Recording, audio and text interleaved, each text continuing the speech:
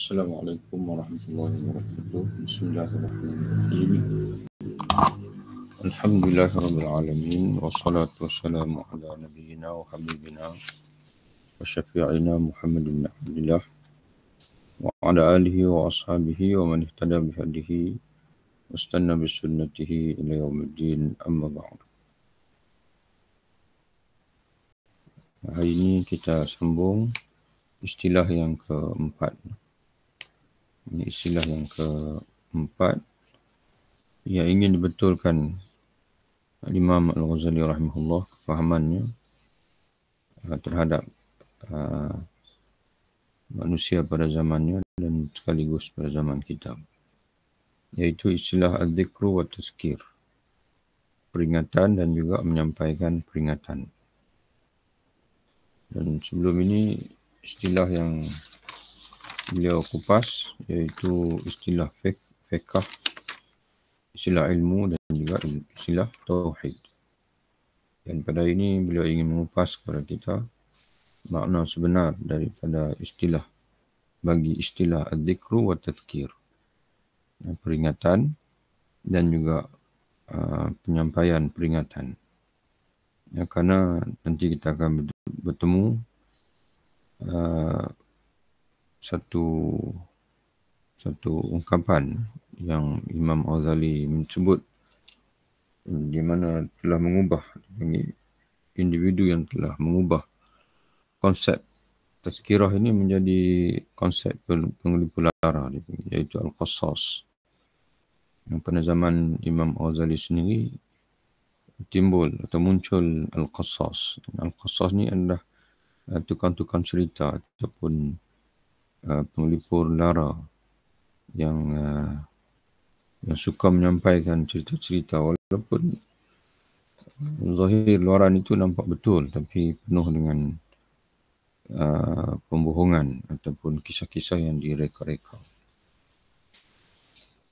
Maka kata Imam Al-Ghazali rahimahullah,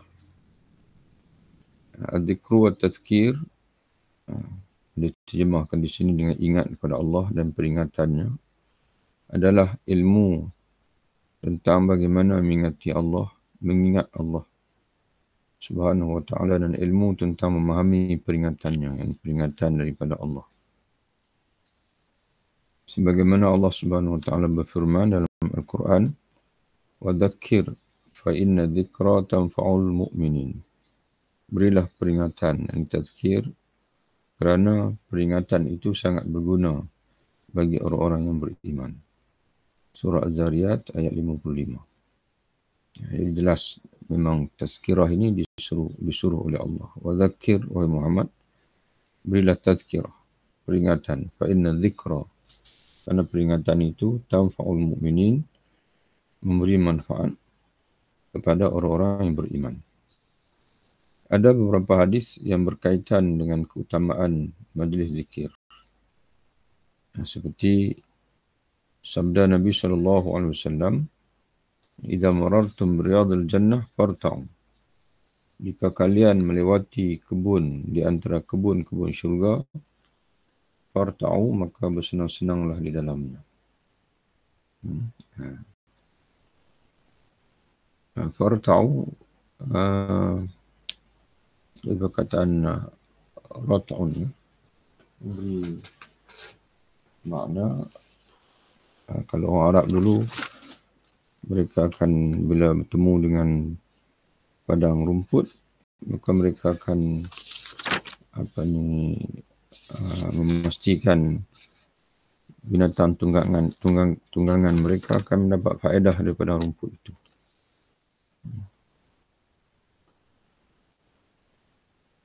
Seperti dalam kamus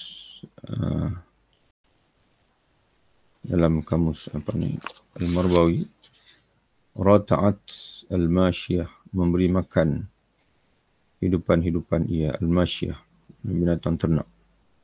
Rata'at, farta'u, maka singgahlah, ambillah faedah daripada taman tersebut. Dan tidak nafi juga dipanggil bersenang-senang. bersenang-senang seumpama dalam surah Yusuf. Arsilu ma'ana ghadan narta' wa nal'ab. Bersenang-senang, bersedap-sedap dan juga bermain-main. Bagaimana diterjemah di sini.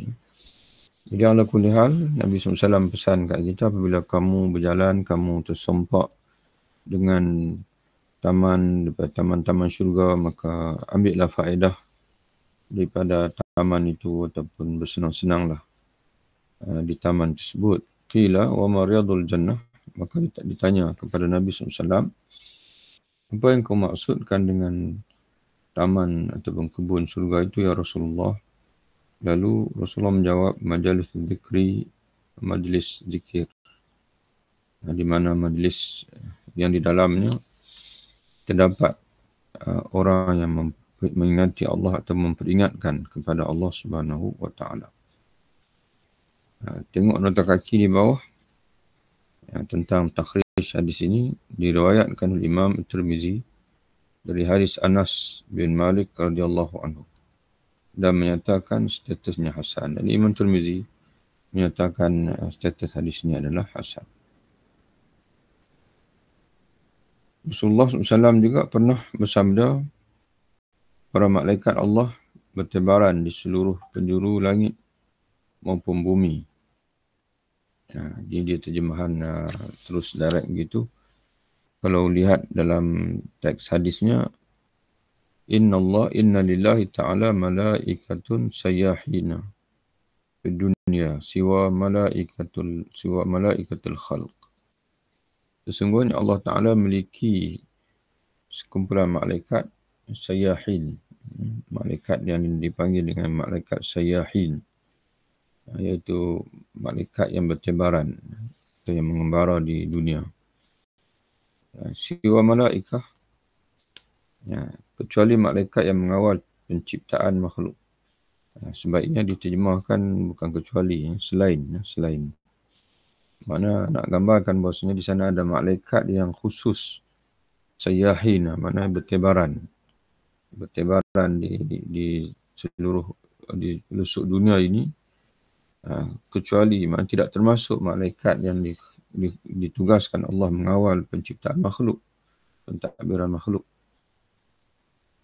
Ketika mereka menyaksikan ada sebuah majlis zikir, jadi malaikat yang khusus yang diberi nama As-Sayyahin ini, mereka turun ke dunia mencari majlis zikir. Ketika mereka menyaksikan ada majlis zikir, segera mereka saling memanggil satu sama lain, saya berkata, datanglah kalian ke tujuan masing-masing. Karena kalian tidak diciptakan Allah, melainkan dengan tujuan untuk mencari majlis zikir dan berada dalam majlis zikir. Kemudian mereka tiba di tempat itu, mengelilingi majlis zikir yang ada, lalu ikut mendengarkan tausiah di dalamnya.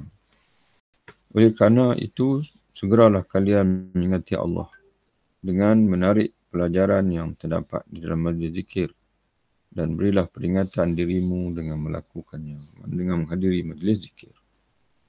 Jika majlis zikir ini, selain daripada dengan berada dalam majlis zikir, kita bukan saja dapat menarik peringatan untuk diri kita, malah kita akan berpeluang untuk bersama dengan malaikat, dan begitu juga mendapatkan doa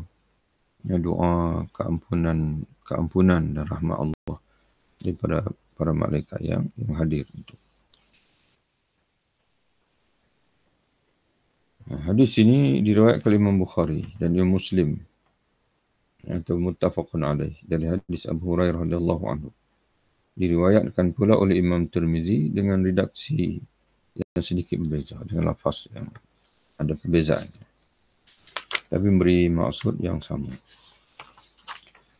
Majlis zikir dimaksudkan, jadi sekarang ni memang ada hadis yang menggalakkan kita untuk berada dalam majlis zikir, majlis di mana kita diperingatkan kepada Allah. Itu memang banyak hadis-hadis. Tapi apa yang dimaksudkan majlis zikir? Maka kata Imam Ghazali rahimahullah, majlis zikir yang dimaksudkan adalah majlis yang di dalamnya diisi dengan pemberian tausiah tentang Islam dan pengkajian ilmu dan penyampaian materi dakwah. Ya, maudhu' dakwah. Dipanggil yang menyampaikan dakwah Islam. Di dalamnya juga diisi dengan diskusi yang dimotori oleh, yang digerakkan oleh para narasumber, maknanya para individu pendakwah ataupun orang-orang yang mendakwah, yang menyampaikan tausiah, pesanan-pesanan dengan menyelipkan kisah teladan dan hikmah-hikmah lainnya. Sedangkan praktik semacam itu saat ini sudah jauh berbeza. Tapi kita Imam Ghazali pada zaman dia sendiri pun praktik tazkirah yang memfokuskan nasihat-nasihat, ilmu, menyampaikan kisah-kisah teladan yang sebenar dan juga hikmah, dan sudah jauh berbeza. Majoriti kebanyakan majlis zikir diisi hanya dengan senda gurau, lantunan irama, dan nyanyian yang dicuplikkan dari bacaan Al-Quran, di mana wallahu alam dia ini terjemahan ni anda pun cari teks dalam bahasa asal.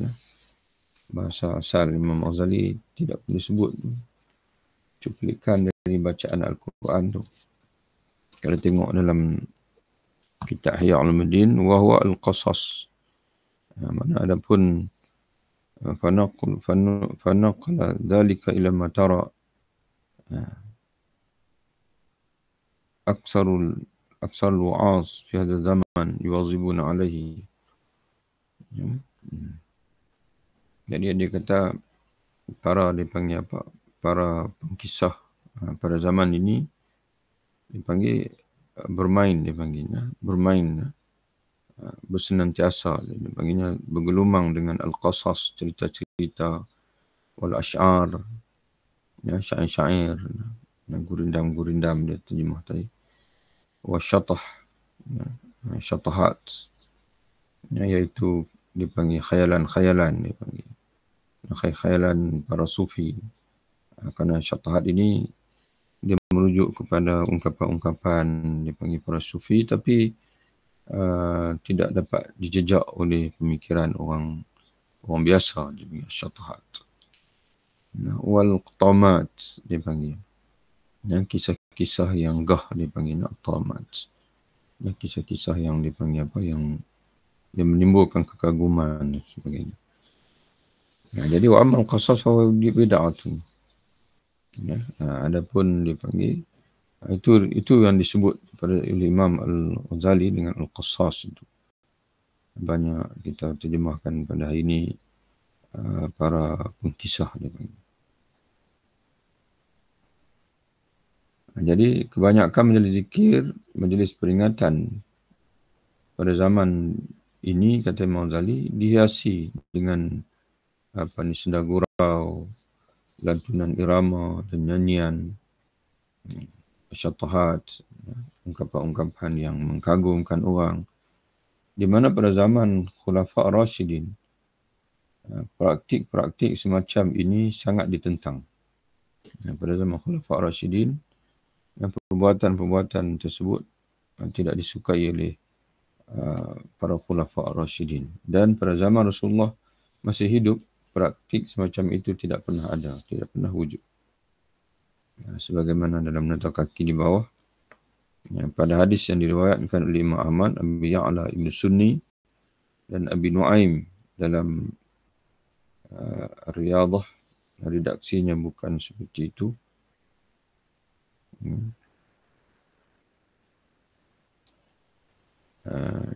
Dari Aisyah dengan isnad yang sahih. Redaksi yang dimaksudkan adalah sungguhnya Nabi SAW dan para sahabat beliau tidak suka mengatakan sesuatu yang tidak berguna. Sedangkan pada redaksi riwayat Ibn Hibban, itu belum lagi. Hadis yang 146. Hadis yang menyatakan bahawa praktik semacam itu tidak pernah ada di zaman Rasulullah masih hidup. Diriwayatkan oleh Ibnu Majah. Jadi hadis Umar dengan isnad yang hasan. Iaitu praktik yang merujuk kepada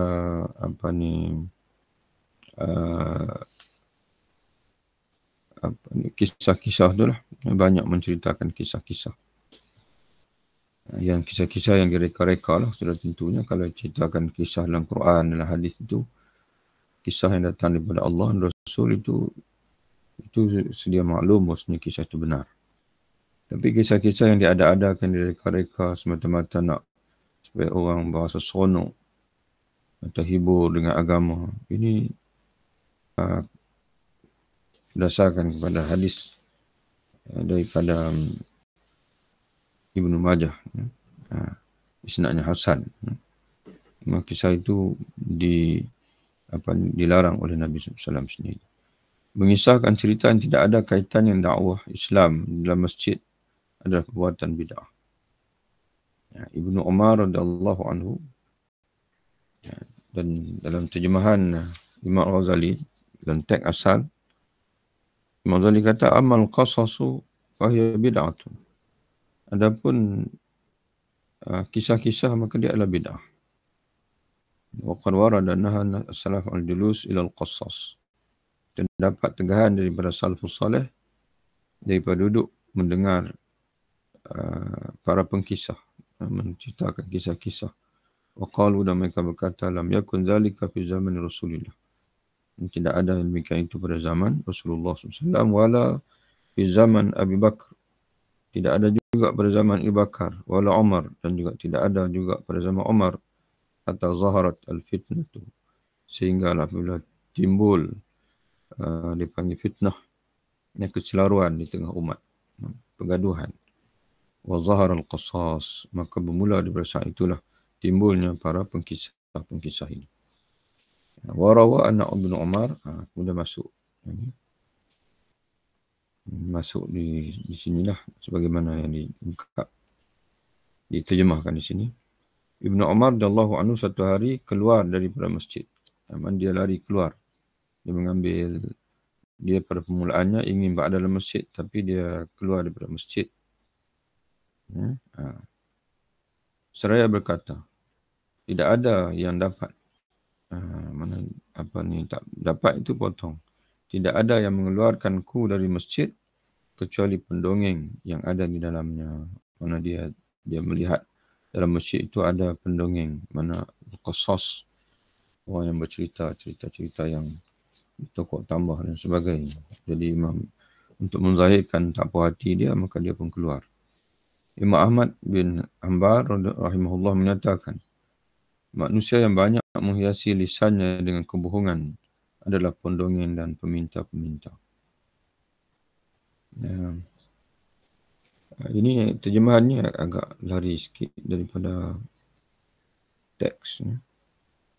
Dalam ungkapan Imam Ahmad yang dibawa oleh Imam Al-Ghazali dalam kitab Ihya, aksarun nasi kadiban al-qassasu was-su'al. Aksarun nasi kadiban, manusia yang paling banyak berbohong.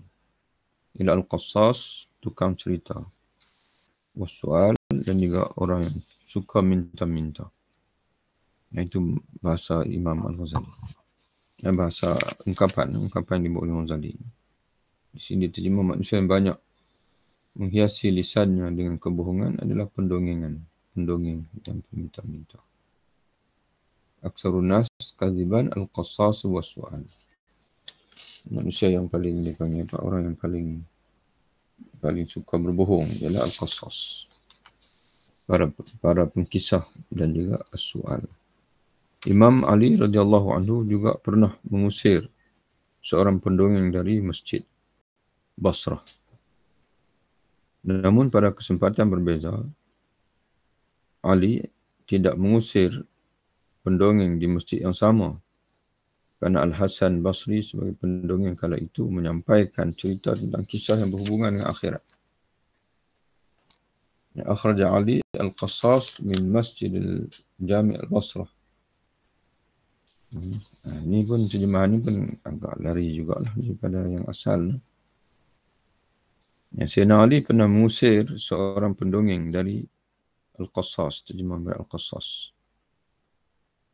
dari Masjid Jami' Basrah. Namun Ali tidak mengusir Hasan Basri. Dia tak perlu, dia tidak mengusir pendongengan di masjid yang sama sebab nanti asal pun tidak ada. Walamma sami'a kalam, tengok dalam teks asal, Sayyidina Ali menyebutkan, Imam Ghazali menakalkan, akhraja Ali Al-Qassas. Sayyidina Ali pernah mengusir seorang pendongeng, seorang tukang cerita daripada Masjid Jami' Basrah. Falamma sami'a kalam Hasan al-Basri lam yukhrijuhu. Tapi bila dia mendengar ceramah, kalam, ucapan Hasan al-Basri dalam masjid yang sama, lam yukhrijuhu, dia tidak mengusir Hasan al-Basri. Walaupun Hasan al-Basri bukan sahabat Nabi, tapi dia tidak mengusir Hasan al-Basri. Tapi pendongeng dia usir. Kenapa? Karena Imam Hasan al-Basri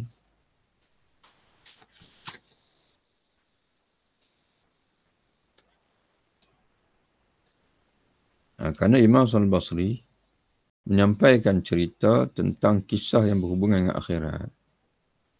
Idza kana yatakallam, karena Imam Hasan al-Basri bercakap, cerita ini tidak ada dalam idza kana yatakallam, karena Imam Hasan al-Basri dalam masjid yang sama dia bercakap fi ilmu al-akhirah, menyampaikan ilmu akhirat, merenungkan kematian, menjelaskan seputar kelemahan kalbu, hati, dan bagaimana melihara diri dari godaan syaitan, uyubun nafs, yang menjelaskan keaiban hati, maknanya dipanggil penyakit-penyakit hati, dan bagaimana melihara diri dari godaan syaitan.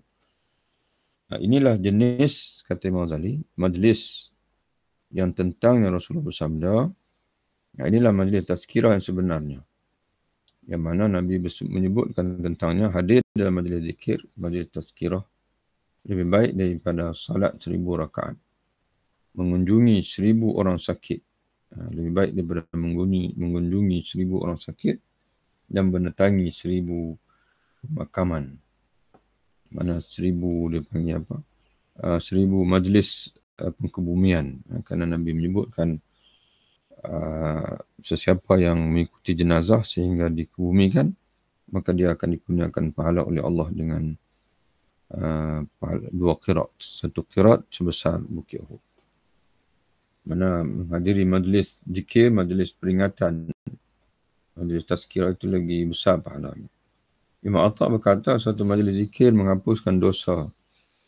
Jadi majlis peringatan yang memperingatkan tentang akhirat, tentang kelemahan penyakit-penyakit hati, itu majlis zikir yang dimaksudkan oleh hadis Nabi dan juga oleh ungkapan salafus salih selepas ini. Bukan majlis menceritakan itu ini dan menzahirkan kekaguman pada individu tertentu, dipanggil cerita-cerita yang mana cerita-cerita yang direka-reka, diada-adakan untuk orang sono minat pada agama, itu tidak ada pada zaman Nabi SAW.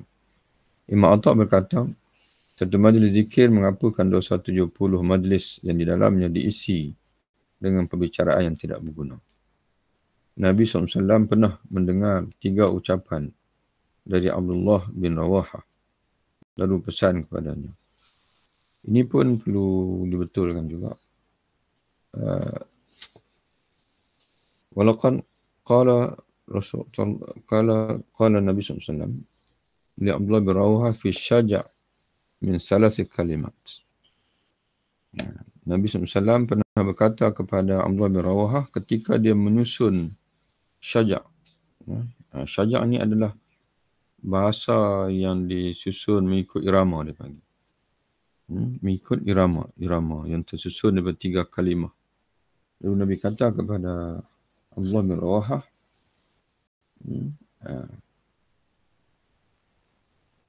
Wahai Abu Abdullah, wahai Abu Rawahah, iyyaka wasyaja'. Iyyaka wasyaja' ya Ibnu Rawahah. Jauhkan dirimu daripada ucapan syaja'. Mana ucapan-ucapan berirama seperti itu. Mana sudah tentu yang tidak berguna. Kerana ada ucapan syair yang Nabi puji. Tapi semata-mata dia panggil bercakap dengan syaja' dia panggil. Bila nak bercakap saja, maka digubah dengan gubahan indah. Tanpa ada keperluan. Dia panggil takalluf. Ya, maka Imam Ghazali sini pun sebutlah dalam teks asal. Tak diterjemahkan di sini. Ya. Kata Imam Ghazali, فَكَأْنَ الشَّجَعَ الْمَحْذُورُ الْمُتَكَلَّفِ مَا زَادَ عَنْ كَلِمَتَيْنِ. Jadi yang dilarang itu ialah dipanggil ucapan syaja', ucapan yang berirama, yang disusun. Mana yang memberat-beratkan. Tidak perlu. Tapi kalau tujuan untuk dakwah, dia panggil dan sebagainya yang mana ada ketikanya untuk kerehatan jiwa dan sebagainya tu, kata ulama dibolehkan. Tapi menyibukkan orang dengan syair-syair dan sebagainya hingga orang meninggalkan Quran, itu satu musibah yang sangat besar. Jadi sebab itu tidak ada yang lebih bernilai melebihi Quran. Jadi sebab tu kadang-kadang orang yang minat agama pada ini dia tenggelam dengan nasyid, dengan qasidah semata-mata. Lalu dia tidak sibuk dengan Quran. Itu perlu difikirkan. Kemudian satu hari Abdullah bin Rawahah bertanya kepada Nabi SAW tentang diat. Diat, nota kaki di bawah tu. Diat adalah wang pengganti atas darah yang ditumpahkan atau denda kerana kecederaan. Mencederakan orang lain atau membunuh orang lain dikenakan diat. Jika sekiranya mangsa itu tidak memaafkan. Satu hari Abdullah bin Rawahah bertanya kepada Nabi SAW. Dalam kitab Imam Ghazali, dia tak sebut Abdullah bin Rawahah yang bertanya. Dia hanya nakalkan ditanya kepada Nabi SAW tentang diat untuk seorang anak yang meninggal dunia dalam kandungan. Seorang anak yang meninggal dunia dalam kandungan. Kemudian menyatakan, mana seorang yang berkata kepada Nabi itu dia mempertikaikan apabila Nabi mengenakan diat bila bagi mana pampasan kepada anak dalam kandungan yang mati. Ini kes berlaku bila berlaku pergaduhan yang babit ke wanita mengandung. Pergaduhan yang babit ke wanita mengandung. Kemudian menyebabkan kandungannya gugur. Lalu Nabi memerintahkan kepada orang yang melakukan jenayah tersebut membayar diat ke atas membayar pampasan ke atas dipanggil janin yang gugur itu ataupun bayi yang gugur tersebut. Lalu orang yang maka seorang dia mempertikaikan Nabi SAW. Mempertikaikan apakah bayi yang belum tentu hidup itu perlu dibayar pampasan. Ataupun janin yang belum tentu hidup itu perlu dibayar pampasan. Lalu orang itu dalam dia mengemukakan bantahan ke Nabi itu, dia mengungkapkan ucapan yang indah. Kata dia, kaifa nuddi man la syaraba wala akala wala saha wala istahalla wa misla dhalika batal. Dia ungkapkan ucapan yang sedap didengar lah, dalam bentuk bantahan dalam bentuk ucapan sedap didengar. Kaifa nuddi man la syaraba wala atal wala saha wala istahal wa mithla dhalika batal. Wa qala Nabi asja'u ka syajil a'rab. Dia kata gurindam seumpama gurindam Arab Badui, kata Nabi. Walaupun dengar indah tapi batil. Walaupun dengar bunyinya indah tapi batil. Dalam nota kaki disebut di kata riwayat Imam Muslim. Hadis asy'a'u kasyaja'il a'rab akhrajahu Muslim min hadis Al-Mughirah.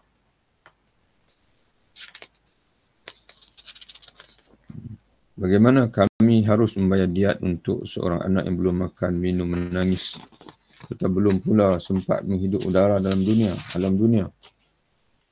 Apakah bentuk pampasan seperti itu dapat diterima oleh akal? Itu kena pindah sikit. Apakah bentuk pembunuhan seperti itu dimaafkan? Itu. Kena pindah sikit kerana dia kata wa mislu zalika batal. Pampasan kepada yang seumpama itu adalah batil. Tak dapat diterima oleh akal. Maka Nabi menjawab balik. Apakah kau hendak berkata seperti orang Arab dusun yang suka pada ucapan-ucapan tidak berguna? Wahai Abdullah bin Rawaha. Jadi bantahan kamu itu dengan ungkapan yang indah didengar itu, apakah engkau hendak bergurindam seperti gurindam Arab-Arab dusun, Arab-Arab Badui, dan tidak tahu apa-apa. Orang Badui ini mana orang asli lah, mana orang yang tidak ada ilmu. Berkenaan dengan persoalan syair, pemakaiannya yang sering dalam dakwah tidaklah dianjurkan. Sebagaimana Allah SWT berfirman, maknanya para salafus salih dulu mereka tidak panggil apa, tidak gairah dipanggil untuk bersyair dalam dakwah. Mereka lebih suka membaca ayat Quran, menyampaikan hadis Nabi SAW. Itu yang dimaksudkan. Wallahu a'lam. Sebagaimana Allah sendiri berfirman, wasyu'ara'u yattabi'uhumul ghawun. Tentang para penyair, mereka kata Allah diikuti oleh orang yang sesat. Mana yang cenderung pada penyair ini adalah orang-orang yang sesat. Alam tara annahum fi kulli wadin jahimun. Tidakkah engkau melihat bahawasanya mereka itu mengembara dalam keadaan tercari-cari di setiap lembah. Yahimun. Yang makna pergi ke lembah tercari-cari. Mungkin Wallahu'alam maknanya mungkin tercari-cari idea dan sebagainya. Sebab itu tuan-tuan sekalian, apa ni, memanglah kita jiwa manusia ni suka mencari yang benda baru, benda yang pelik-pelik. Tapi kita kena ingat bahasanya agama ini tujuannya adalah untuk mengabdikan kepada Allah. Ya, kita cari benda yang dicari oleh orang dulu, salafus salih. Dan kita beramal dengan sebenarnya beramal orang dulu. Bukan beragama ni untuk menanti berlakunya keluar biasaan pada diri. Itu satu benda yang bahaya. Bila kita cari benda luar biasa dalam agama ini, maka akhirnya syaitan mencelah. Dan kita menjadi orang luar biasa, tapi seumpama diungkapkan, kita merasakan kita itu awliya Allah, wali Allah, tapi rupa-rupanya awliya syaitan. Kita sudah terjebak menjadi wali-wali syaitan. Memang wali syaitan pun ada kepelikan yang dipanggil dengan sihir. Tapi yang kita cari itu bukan keluar biasaan kepelikan. Kita mencari keridaan Allah Ta'ala. Kalau Allah Ta'ala nak memberi suatu benda yang luar biasa, itu karamah. Dan karamah itu karamah daripada Allah. Bukan daripada apa yang kita nak. Selanjutnya, Allah juga bersabda, وَمَا عَلَّمْنَهُ الشَّعْرَ وَمَا يَنْبَغِي لَهُ. Kami tidak mengajarkan syair kepada Muhammad. Dan syair itu tidak patut baginya, tidak layak bagi dia, bagi Muhammad SAW. Nah, maka yang kami berikan kepada itu adalah wahyu. Selanjutnya, apa yang disampaikan oleh para penyair dalam dakwah mereka, kebanyakannya berupa kisah cinta, pemaparan kecantikan orang yang dicinta, kebahagiaan bersatu yang bersama, dan kepedihan ketika berpisah dengan orang yang dicinta. Ini lebih membangkitkan nafsu seksual dan berahi ketimbang berbanding gairah atau menjalankan aturan agama. Akan tetapi ada pula syair, tapi Imam Ghazali sebut juga di sini, bukan semua syair dilarang. Ini ada syair yang diharuskan bersyarat. Tapi tidak terlalu banyak, jangan terlalu banyak. Akan tetapi ada pula syair yang mengandung kebijaksanaan hikmah, terutama sajak yang banyak dibawakan oleh kaum sufi. Nabi SAW pernah bersabda mengenai syair semacam itu, inna minasy-sya'ri la hikmatan. Tersedia hikmah dalam syair. Sesungguhnya daripada syair itu ada yang berupa hikmah, kata Nabi. 150 diriwayatkan oleh Imam Muslim. Daripada hadis Al-Mughirah dan seterusnya adalah sahih. Sebaliknya kita dilarang menyampaikan sesuatu yang tidak bisa difahami dengan baik oleh pendengarnya. Ini di antara yang dilarang ialah kita bercakap perkara yang mana tidak difahami oleh orang lain. Walaupun seolah-olah macam nampak hebatlah kita bercakap benda yang luar biasa tidak difahami, tapi itu dilarang oleh Nabi SAW. Dan ini insya-Allah kita sambung dalam bacaan kita yang berikutnya insya-Allah. Wabillahi taufiq. Assalamualaikum warahmatullahi wabarakatuh.